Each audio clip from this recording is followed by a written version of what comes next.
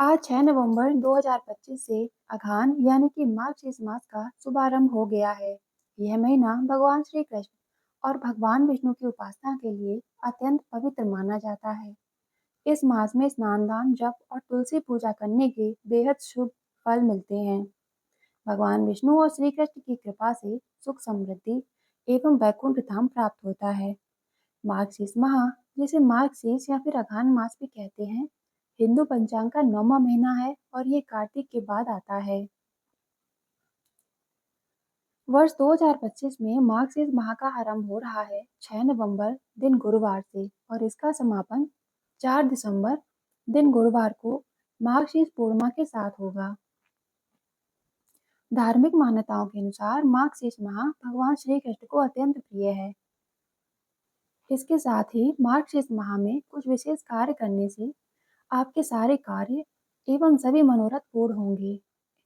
मार्गशीर्ष मास में प्रातः काल यमुना नदी या फिर किसी पवित्र नदी में स्नान करके आप अपनी सभी मनोकामनाएं पूर्ण कर सकते हैं। श्री कृष्ण ने स्वयं कहा है कि जो भक्त मार्गशीर्ष माह में यमुना स्नान करता है, सहज ही उसे मेरा आशीर्वाद प्राप्त होता है। इस अवधि में विष्णु सहस्त्र नाम, श्रीमद् भगवत गीता या गजेंद्र मोक्ष इस स्रोत का पाठ करने से विशेष पुण्य मिलता है। स्नान और पूजा के साथ साथ दान का भी विशेष महत्व है। अपनी सामर्थ्य के अनुसार गरीबों, ब्राह्मणों और जरूरतमंदों को अन्न, वस्त्र एवं धन आदि का दान करें। सायंकाल में तुलसी माता के समीप शुद्ध गीता का दीपक जलाएं। भगवान विष्णु की पूजा में तुलसी दल अर्पित करें, जो कि उन्हें अत्यंत प्रिय हैं। हिंदू पंचांग के अनुसार मार्गशीर्ष माह वर्ष का 9वां महीना होता है, जो कार्तिक पूर्णिमा के अगले दिन से शुरू होकर मार्गशीर्ष पूर्णिमा तक चलता है। यह महीना धार्मिक और आध्यात्मिक दृष्टि से अत्यंत पवित्र माना गया है। मार्गशीर्ष मास, जिसे अघान मास भी कहा जाता है, यह हिंदू कैलेंडर के पवित्र महीनों में से एक माना जाता है। भगवत गीता में खुद भगवान श्री कृष्ण ने इस माह को सभी महीनों में मार्गशीर्ष मास को श्रेष्ठ बताया है। इसका मतलब यह है कि यह महीना भगवान श्री कृष्ण को बेहद प्रिय है। इस महीने में स्नान दान, दीपदान और भगवान श्री कृष्ण की पूजा करना बहुत महत्व माना गया है। ऐसा माना जाता है कि इस समय किए गए पुण्य कार्य, दान सभी पापों से मुक्ति मिलाता है एवं मोक्ष के द्वार खोलता है। मार्गशीर्ष मास का महात्म्य हिंदू धर्म में बहुत महत्वपूर्ण है, क्योंकि इसे भगवान कृष्ण ने अपना स्वरूप बताया है। इस माह को सबसे पवित्र और शुभ माना जाता है और इससे भक्ति एवं पूजा पाठ करने से विशेष फल प्राप्त होता है। इस माह में विष्णु भगवान और श्री कृष्ण की पूजा करना अत्यंत फलदायक माना जाता है। भगवान विष्णु का प्रिय मास मार्गशीर्ष मास है। इसी मास में श्रीमद् भगवत गीता के अनुसार सभी महीनों में मैं मार्गशीर्ष हूँ, इसलिए यह महीना भगवान कृष्ण को अत्यंत प्रिय है। धार्मिक और आध्यात्मिक महत्व से यह मास भक्ति और आध्यात्मिक उन्नति के लिए महत्वपूर्ण माना गया है। इस माह में किए गए सत्कर्म और भक्ति से मन शुद्ध एवं आत्मा का उत्थान होता है। पवित्र स्थान एवं सभी मनोरथ पूर्ण होते हैं। पवित्र स्नान करने से इस माह में पवित्र नदियों को, विशेषकर यमुना नदी में स्नान करना बहुत शुभ माना गया है। जो लोग ऐसा नहीं करते हैं, वे स्नान के जल में गंगा जल मिलाकर स्नान कर सकते हैं। मार्गशीर्ष मास में कीर्तन एवं भजन और शास्त्रों का पाठ करने से अमोघ फल मिलता है। यहाँ तक कि इस महीने में किए गए सभी प्रकार के मंगल कार्य विशेष फलदायी होते हैं। मार्गशीर्ष मास में एक समय भोजन करना और ब्राह्मणों को भोजन कराने से रोगों एवं पापों से मुक्ति मिलती है। यह मास संतान प्राप्ति और धन धान्य की समृद्धि के लिए शुभ माना गया है। शिव पुराण में कहा गया है कि इस मास में चांदी का दान करना अत्यंत शुभ होता है। सतयुग और ऋषि कश्यप के सतयुग में देवों ने इसी माह में अपने वर्ष का शुभारंभ किया था और ऋषि कश्यप ने इसी माह में कश्मीर की स्थापना की थी। मार्गशीर्ष महालक्ष्मी व्रत कथा एवं पूजन विधि। यह व्रत करने वाले स्त्री एवं पुरुष दोनों मन से स्वस्थ एवं आनंदमय होने चाहिए। इस व्रत को किसी भी महीने के प्रथम गुरुवार यानी कि बृहस्पतिवार से शुरू कर सकते हैं। विधि नियम अनुसार हर गुरुवार को महालक्ष्मी का व्रत करें।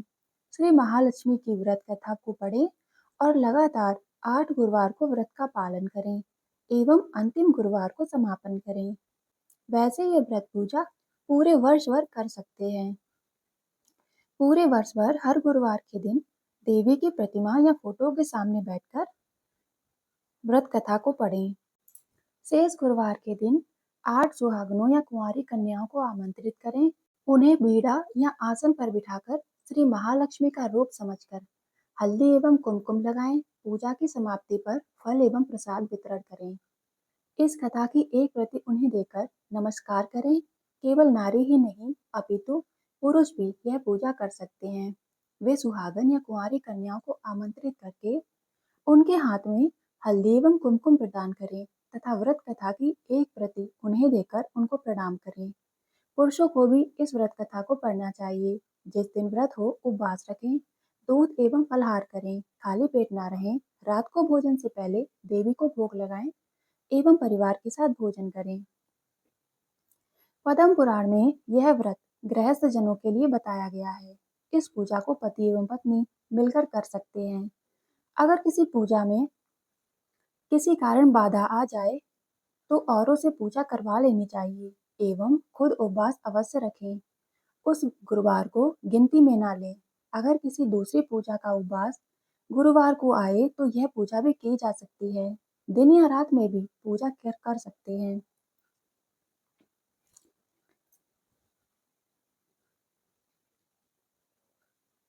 दिन या रात के समय में भी इस पूजा को कर सकते हैं। दिन में उपवास करें तथा रात में पूजा के बाद दिन में उपवास करें तथा रात में पूजा करने के बाद भोजन कर लें। इस व्रत कथा को सुनने के लिए अपने आस पड़ोसियों को, रिश्तेदारों तथा घर के लोगों को बुलाएं एवं व्रत कथा को पढ़ते समय शांति और एकाग्रता बनाए रखें। मार्गशीर्ष मास के पहले गुरुवार को व्रत शुरू करें तथा अंतिम गुरुवार को उसका समापन करें।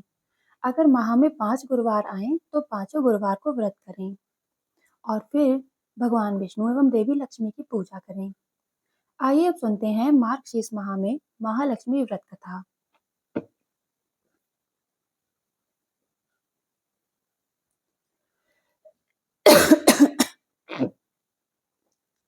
भारतवर्ष के सौराष्ट्र देश में द्वापर युग की यह कहानी हुई।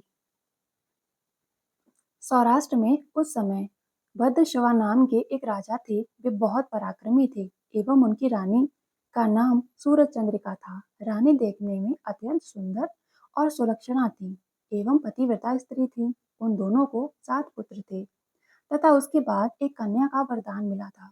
कन्या का नाम श्यामा था।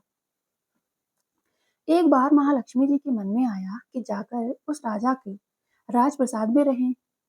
इससे राजा को दोगुनी धन दौलत की प्राप्ति होगी और इस धन दौलत से वह अपनी प्रजा को और सुख दे पाएंगे। गरीब के घर अगर रहे और उसे धन दौलत प्राप्त हो तो वह स्वार्थी की तरह केवल अपने ऊपर ही खर्च करेगा। यह सोचकर श्री महालक्ष्मी जी ने बूढ़ी ब्राह्मण स्त्री का वेश धारण किया। हाथ में लाठी लिए लाठी के सहारे रानी के द्वार पर पहुंची।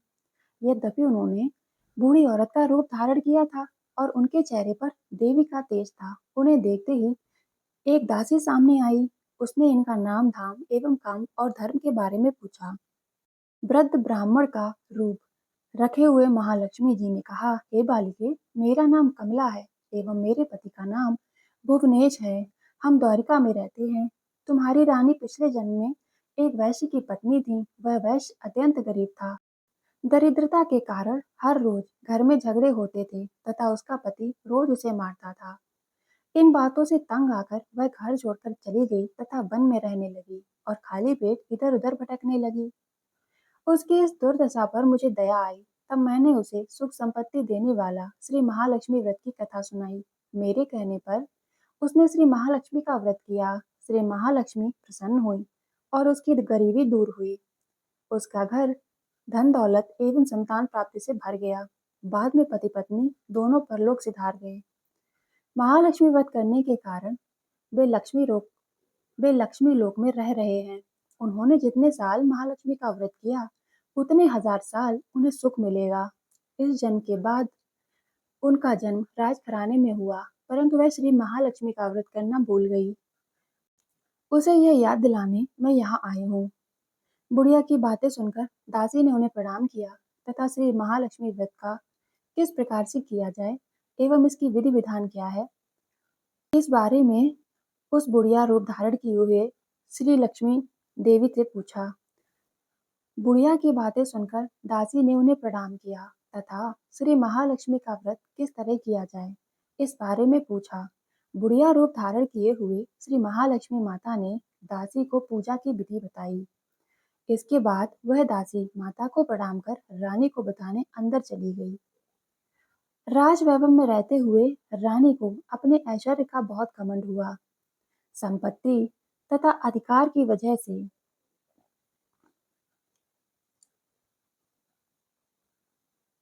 वह उन्मत्त हो गई थी। दासी द्वारा बताई गई बुढ़िया की बातें सुनकर वह आग बबूला होकर राजद्वार पर आ खड़ी हुई। बुढ़िया रूपी श्री महालक्ष्मी पर बरस पड़ी। उसे ये मालूम नहीं था कि श्री महालक्ष्मी माता बुढ़िया का रूप धारण करके यहाँ आई हैं, परंतु रानी का इस कदर रुख बर्ताव, अपना अनादर देख माता ने वहां ठहरना ठीक न समझा और वे वहां से चल पड़े।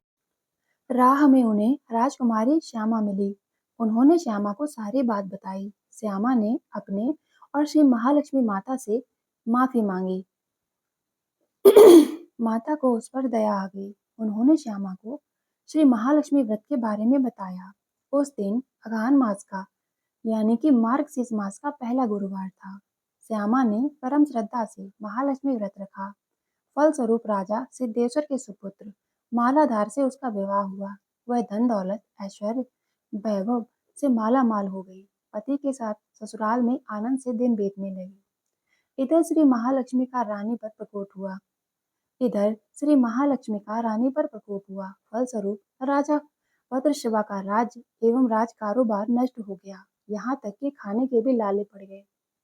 ऐसी हालत में एक दिन रानी ने राजा से निवेदन किया, हमारा दामाद इतना बड़ा राजा है, धनवान है, ऐश्वर्यशील है, क्यों ना उसके पास जाएं, अपना हाल हम उसको बताएं, वह जरूर हमारी मदद करेंगी। इस बात पर राजा भद्रशिवा दामाद के पास रवाना हुए। राज्य में पहुंचकर एक तालाब के किनारे थोड़ी देर विश्राम कर लेने के लिए ठहर गए। तालाब से पानी लेने जाते दासियों ने उन्हें देख लिया। उन्होंने विनम्रता पूर्वक उनसे पूछताछ की कि जब उन्हें यह मालूम हुआ कि वे रानी श्यामा के पिता हैं, तो वह दौड़ते हुए रानी के पास गईं और रानी श्यामा को सारी बात बताई। रानी ने दासी के साथ परिधान बेचकर ठाट बाट से उनका स्वागत एवं आदर सत्कार किया और खान पान करवाया।